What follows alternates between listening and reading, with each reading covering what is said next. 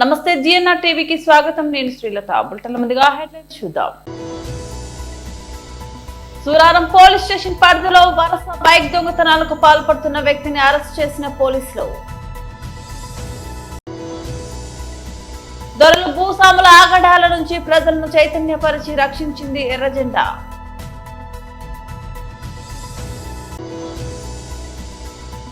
విగ్రహ ధ్వంసం చేసిన వ్యక్తులు అరెస్ట్.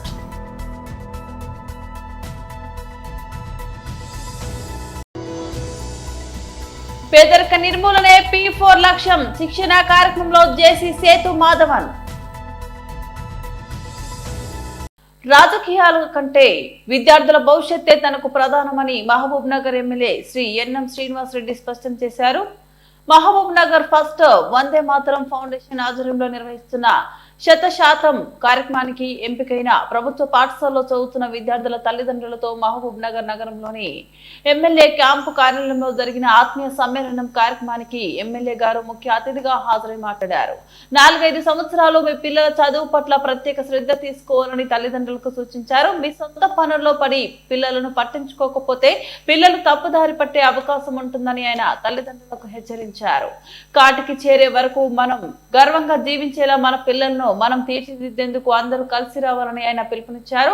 మీ పిల్లల భవిష్యత్తు కోసం ప్రతిరోజు పిల్లల పాఠశాల నుంచి ఇంటికి వచ్చిన తర్వాత దయచేసి టీవీలు, సెల్ ఫోన్లను కట్టి పెట్టాలని ఆయన సూచించారు. మీరు చేసే చిన్న త్యాగమే మీ పిల్లలను ఉన్నత శిఖరాలకు చేరుస్తుందన్నారు.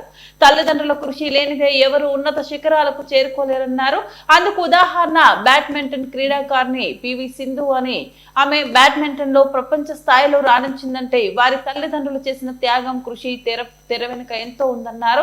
గత సంవత్సరం ప్రభుత్వం జూనియర్ కళాశాలలో చదివిన విద్యార్థులు 114 మందికి ఇంజనీరింగ్, అగ్రికల్చర్ మరియు ఫార్మసీలలో సీట్లు ఉచితంగా పొందారని ఆయన గుర్తు చేశారు. తాను రాజకీయాల కోసం ఈ కార్యక్రమం చేయడం లేదని స్పష్టం చేశారు.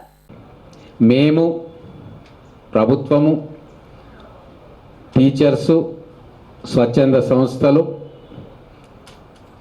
మేము అపాయింట్మెంట్ చేసుకున్న విద్యా వాలంటీర్లు అందరం కూడా ఒకటే ఒక కోరిక మీ నుంచి కోరుతా ఉన్నాం. మీ పిల్లల్ని చదివించే బాధ్యత మేము తీసుకున్నాం. వారికి మంచి వాతావరణం ఇంట్లో కల్పించి వారిని ఒక కంట కనిపెట్టి చదువు వైపు మళ్లించేటట్లుగా చేయడం వరకే మీ బాధ్యత. ఈ 4 సంవత్సరాలు మనం మన పిల్లల్ని పట్టించుకోకుంటే వాళ్ళు పక్కదారి పట్టే ప్రమాదం చాలా ఉంది. ఒక్కసారి వాళ్ళ ఇంటర్మీడియట్ వరకు వాళ్ళకు మంచిగా మంచి మార్గంలో మనం వాళ్ళని తీసుకొని పోతే ఇక పైన వాళ్ళే గట్టిగా పట్టుబట్టి చదువుకొని మంచిగా ఉన్నత స్థానాల్లోకి పోతారు. అందుకే ఈ 8th, 9th, 10th చదువుకుంటున్న పిల్లల తల్లిదండ్రుల బాధ్యత చాలా ఉంది. ఇది మళ్ళీ మీకు చెప్తా ఉన్నానమ్మా. మీకు ఏ ఇబ్బంది ఉన్నా మీ పాఠశాలలో అవి మా దృష్టికి తీసుకురావచ్చు. ఇది కేవలం 10th క్లాస్ కోసం చేయట్లే. ఇప్పుడు వాళ్లకు మంచి చదువును అందిస్తే వాళ్లకు బేసిక్ నాలెడ్జ్ అనేది బాగా ఉంటే రేపు భవిష్యత్తులో వాళ్ళు ఏం కావాలనో, నాకు ఎక్కడ ఇంట్రెస్ట్ ఉందనేది వాళ్ళే నిర్ణయం తీసుకుంటారు. మీ అందరికీ కూడా ఎక్కడో హైదరాబాద్కు పోవాల్సిన పని లేకుండా ఈ 20 నెలల్లో మేము అందరం చేసిన పని ఏంటంటే కాలేజీలు అన్నిటినీ హైదరాబాద్ నుంచి తీసుకొచ్చి కామారెడ్డి జిల్లాపై పగబట్టిన వాన. జిల్లా కేంద్రంలో మళ్లీ భారీ వర్షం మొదలైంది. గత నెలలో కురిసిన భారీ విపత్తుకు ఇంకా కోలుకోకముందే మంగళవారం మధ్యాహ్నం నుంచి కామారెడ్డి పట్టణం వర్షానికి రోడ్డు జలమయమై వాహనదారులు ఇబ్బందులు పడుతున్నారు.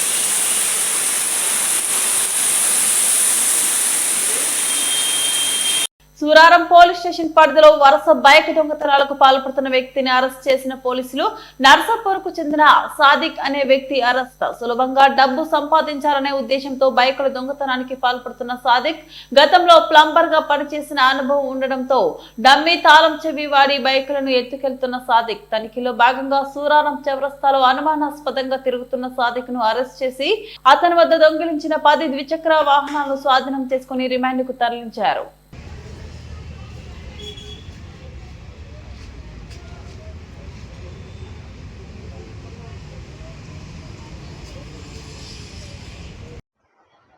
టూ వీలర్ యజమానులకు ఒక విజ్ఞప్తి, దయచేసి ఎక్కడైతే మీరు ఎక్కడ పడితే అక్కడ రోడ్ల మీద పార్కింగ్ చేసుకోకుండా కొంచెం సీసీ కెమెరాలు మీరు ఎమర్జెన్సీ ఉన్నప్పుడు కాకుండా మిగతా టైంలో ఎప్పుడైనా సరే కొద్దిగా పబ్లిక్ మూవ్మెంట్ ఉన్న చోట సీసీ కెమెరాలు ఉన్న చోట పెట్టుకుంటే బాగుంటుందని చెప్పేసి మీ అందరు కూడా సజెషన్ చేస్తున్నాను.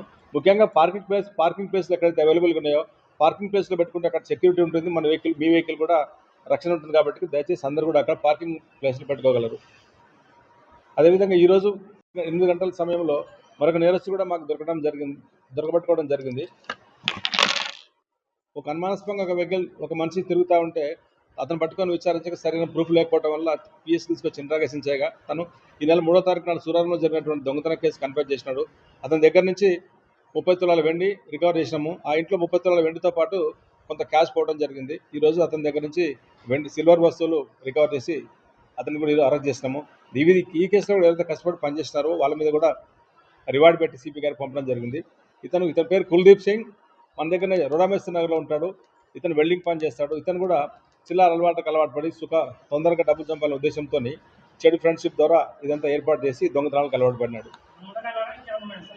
ప్రస్తుతానికి అతని పైన దొంగతనం హెచ్బి కేసు దాంట్లో బయటకు వచ్చింది.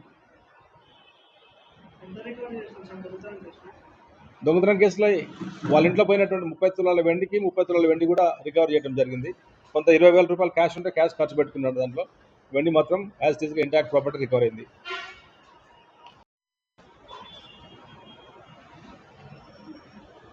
సుమారు గత 2 నెలల నుంచి సూరారం పోలీస్ స్టేషన్ పరిధిలో చాలా చోట్ల అక్కడక్కడ బైక్ దొంగతనాలు జరుగుతాయి.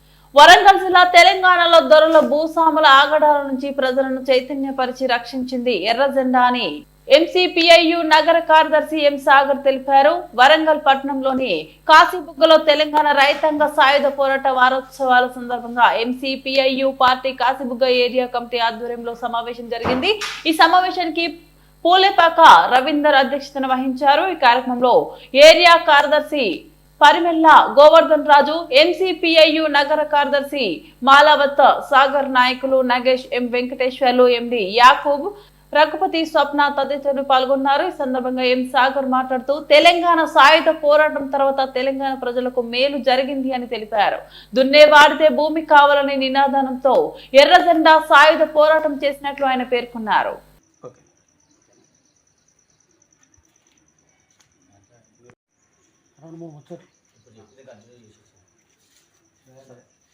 సోదరులారా, ఈరోజు వీర తెలంగాణ వరంగల్ నగర కమిటీ నిర్ణయించుకోవడం జరిగింది. ఆ నిర్ణయంలో భాగంగా కాశీబుగ్గ ఏరియాలో మీ అందరికీ కూడా పార్టీ నగర కమిటీ వైపు నుండి వీర తెలంగాణ రైతాంగ సాయుధ పోరాట చరిత్రను ఈరోజు బీజేపీ వక్రీకరిస్తూ దాన్ని మతము రంగు పులమడం కోసం ఈరోజు బీజేపీ ప్రధానంగా ప్రయత్నం చేస్తూ ఉంది. ఎందుకంటే ఈ పోరాటంలో కనీసం బీజేపీ కానీ బీజేపీ శ్రేణులు కానీ ఈ దేశంలో ఉన్న ఆర్ఎస్ఎస్ కానీ ఎక్కడ దాని పాత్ర లేదు. కానీ ఈ చరిత్రనంతా కూడా ఒక తప్పుడు చరిత్రగా, వీధి పోరాట చరిత్రగా వక్రీకరించడం కోసం ప్రధానంగా బీజేపీ ప్రయత్నం చేస్తూ ఉంది. దాన్ని రేపు 17వ తారీఖు నాడు దేశవ్యాప్తంగా విమోచన దినంగా ప్రకటించాలని చెప్పేసి, పాటించాలని చెప్పేసి కూడా బీజేపీ తన శ్రేణులను పిలుపునివ్వడం కూడా జరిగింది. ఇది దుర్మార్గమైన చర్య. కారణం ఏంటంటే ఈ తెలంగాణ గడ్డ అంతా కూడా ఒకనాడు నైజాం రాజుకు వ్యతిరేకంగా, దొరలకు వ్యతిరేకంగా, భూస్వాములకు వ్యతిరేకంగా, జమీందారులు జాగీర్దారులకు వ్యతిరేకంగా, బిట్టికి వ్యతిరేకంగా సాగిన పోరాటం ఈ పోరాటం అంతా కూడా మట్టి వాసన కలిగిన ప్రజలందరిని చేత తుపాకులు పట్టించి, భూస్వాములు హిందువులైతే దొర ముస్లిము ఇద్దరు కలిసి ఇక్కడున్న ప్రజలందరినీ కూడా పీడించి దోపిడీ చేసిన చరిత్ర ఈ ప్రాంతంలో సాగింది. అది 1946 నుండి 51 వరకు సుమారు 5 సంవత్సరాల పాటు ఈ ప్రాంతంలో ఈ పోరాటం కొనసాగింది.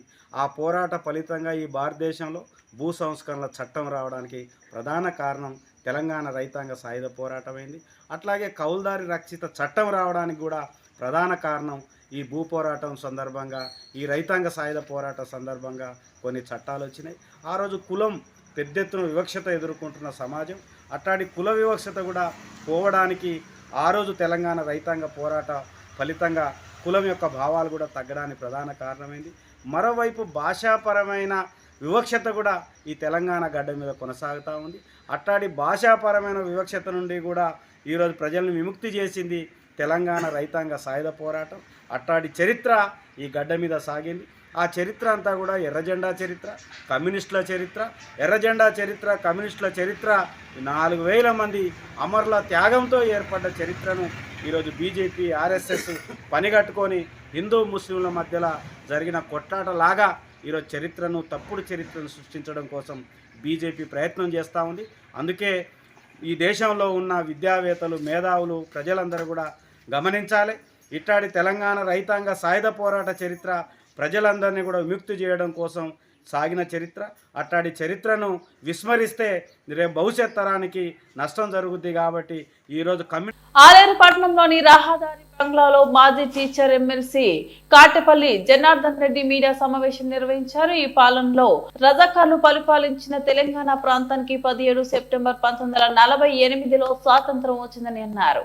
కేంద్ర ప్రభుత్వం ఆధ్వర్యంలో సెప్టెంబర్ 17న తెలంగాణ విమోచన దినోత్సవం జరుపుతున్నామని, పట్టణ మండలాల్లో జాతీయ జెండా ఎగరవేయాలని కోరారు. సెప్టెంబర్ 17 ప్రాముఖ్యతను విద్యార్థుల పాఠ్య పుస్తకాల్లో పెట్టి బలిదానం చేసిన మహానీయుల చరిత్రను భావితరాలకు తెలిసే విధంగా చేయాలని సూచించారు. నరేంద్ర మోదీ నాయకత్వంలో ఆర్థికంగా ప్రపంచ వ్యాప్తంగా 3వ స్థానంలో మన భారతదేశాన్ని తీసుకొచ్చిన ఘనత నరేంద్ర మోదీకి దక్కిందని అన్నారు.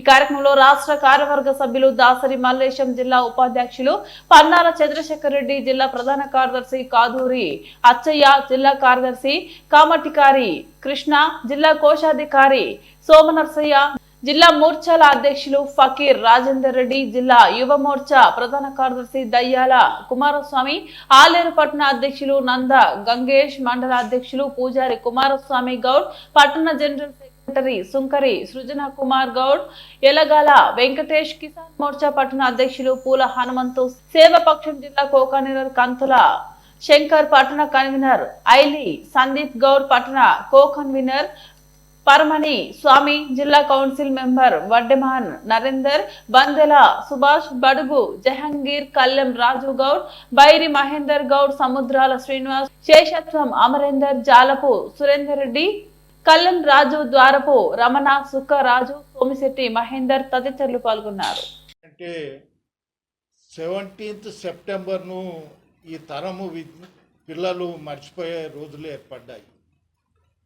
గతంలో మేము చిన్న ఉన్నప్పుడు మా తాతలు కానీ అమ్మమ్మలు కానీ రజాకార్లు చేసినటువంటి అరాచకాలను వాళ్ళు చెప్పేవాళ్ళు. ఏ విధంగా హింస పెట్టేవాళ్ళు, ఏ విధంగా చేసేవాళ్ళు.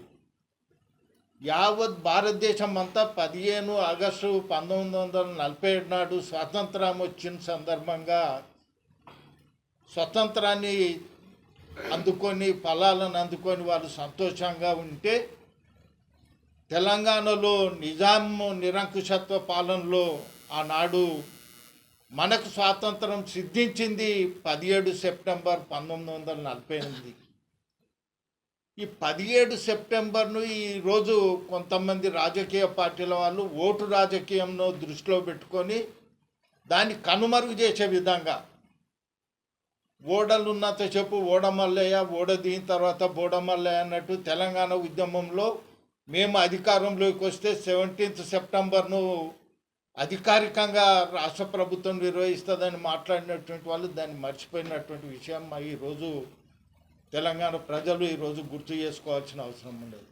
అదే మన పక్క రాష్ట్రం మా కర్ణాటకలో కొంత భాగం, మహారాష్ట్రలో కొంత భాగం కూడా ఈ 17 సెప్టెంబర్ నాడు వాళ్ళకు స్వాతంత్రం వస్తే వాళ్ళేమో ఆ రాష్ట్ర ప్రభుత్వాలు అధికారికంగా ఈరోజు 17 సెప్టెంబర్ నాడు జరుపుకుంటే మన దగ్గర 17 సెప్టెంబర్ జరుపుకోవడానికి జంకుతున్నారంటే ఒకసారి ఆలోచన చేయాల్సిన అవసరం ఉందనే విషయాన్ని మీకు తెలియజేస్తున్నాను. ఆనాడు ఉన్నటువంటి రజాకారులు నిజాం యొక్క నిరంకుశత్వ పాలనకు, ఎందుకనంటే మహిళలను కూడా ఆ రోజు బట్టలు లేకుండా బతుకమ్మ ఆడించి నానా హింస పెట్టినటువంటి సందర్భాలు ఆనాడు మన పెద్దలు చెప్పేవాళ్ళు. ఈనాడు మన తెలంగాణ రాష్ట్రం వచ్చిన తర్వాతనన్నా మన తెలంగాణ ఉద్యమము 17th సెప్టెంబర్ యొక్క ప్రాముఖ్యత కానీ, తెలంగాణ ఆనాడు రజాకారులకు వ్యతిరేకంగా పోరాటం చేసినటువంటి వీరుల యొక్క జీవితాన్ని కూడా పాఠ్యాంశాలుగా రూపకల్పన చేసినట్టయితే దాని యొక్క ప్రాముఖ్యత ఈరోజు భావి తరాలకు తెలిసే అవకాశం ఉంటుందనే విషయాన్ని మీకు తెలియజేస్తున్నాను. ఈనాడు కొత్తగా వచ్చే పిల్లల్ని అడిగండి 17th సెప్టెంబర్ అంటే ఏందో వాళ్ళకి అర్థం కానటువంటి పరిస్థితి. 15 ఆగస్టు ఏ విధంగా అయితే మన స్వతంత్ర దినోత్సవంగా యావత్ భారతదేశం జరుపుకుంటున్నామో, మన తెలంగాణ ప్రాంతానికి కానీ నిజాం పరిపాలించే కర్ణాటక, మహారాష్ట్రలోని కొంత భాగానికి కానీ స్వాతంత్రం వచ్చింది 17 సెప్టెంబర్ 1948 నాడు. ఆనాడు సర్దార్ వల్లభాయ్ పటేల్ గారు మిలిటరీ యాక్షన్ తీసుకున్నప్పటికీ మనకు ఆ స్వాతంత్రము వనగూరినటువంటి విషయాన్ని మీకు తెలియజేస్తున్నాం. ఆనాడు పరిపాలనలో భాగంగా 1 year టైం అడిగినటువంటి నైజాం గారు తర్వాత ఐక్యరాజ్య సమితిలో కూడా మనం ప్రత్యేక దేశంగా గుర్తించే విధంగా వారు ప్రయత్నం చేసినటువంటి విషయం ఈరోజు ఈ తరాలకు తెలియజేయాలి. పేదరిక నిర్మూలనే P4 కార్యక్రమం ప్రధాన లక్ష్యమని joint collector S Sethu Madhavan స్పష్టం చేశారు. మార్గదర్శులు బంగారు కుటుంబాలను దత్తత తీసుకుని వారిని పేదరికం నుంచి బయటకు తీసుకొచ్చే విధంగా కృషి చేయాలని కోరారు. P4 కార్యక్రమం బంగారు కుటుంబాలు మార్గదర్శకాల పాత్రపై సచివాలయం సిబ్బంది నుంచి ఎంపిక చేసిన MOTలు, TOTలకు కలెక్టరేట్ ఆడిటోరియంలో మంగళవారం రోజు శిక్షణ కార్యక్రమం నిర్వహించారు. సందర్భంగా జేసీ మాట్లాడుతూ P4 కార్యక్రమాన్ని ప్రభుత్వం అత్యంత ప్రతిష్టాత్మకంగా తీసుకుందని తెలిపారు. రాష్ట్రంలో 0 పేదరికమే లక్ష్యంగా ఈ కార్యక్రమాన్ని ముఖ్యమంత్రి రూపొందించారని వివరించారు. మార్గదర్శులు పేద కుటుంబాలను వ్యక్తిగతంగా దత్తత తీసుకొని పేదరికం నుంచి వారు శాశ్వతంగా బయటపడే విధంగా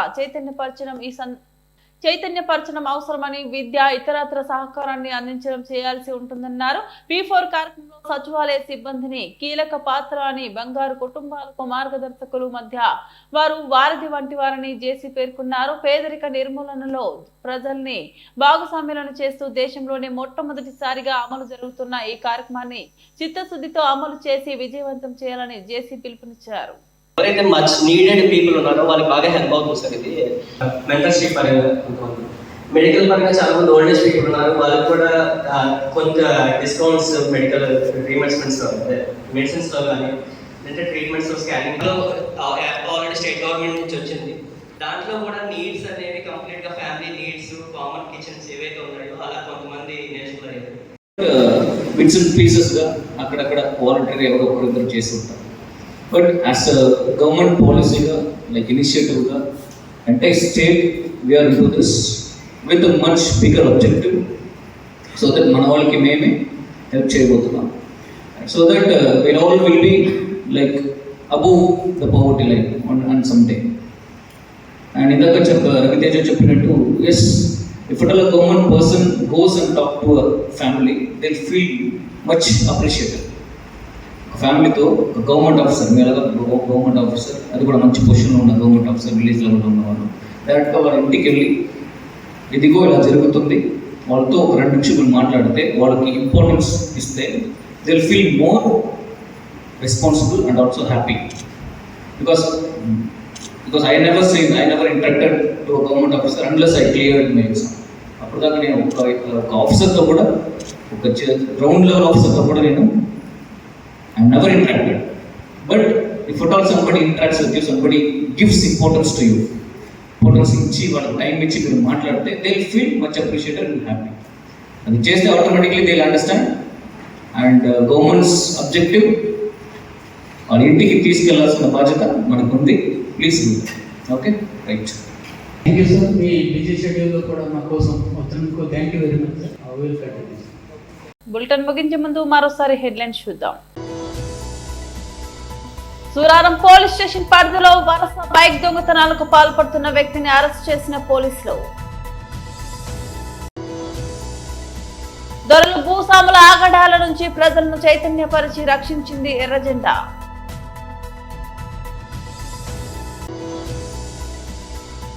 విగ్రహ ధ్వంసం చేసిన వ్యక్తులు అరెస్ట్.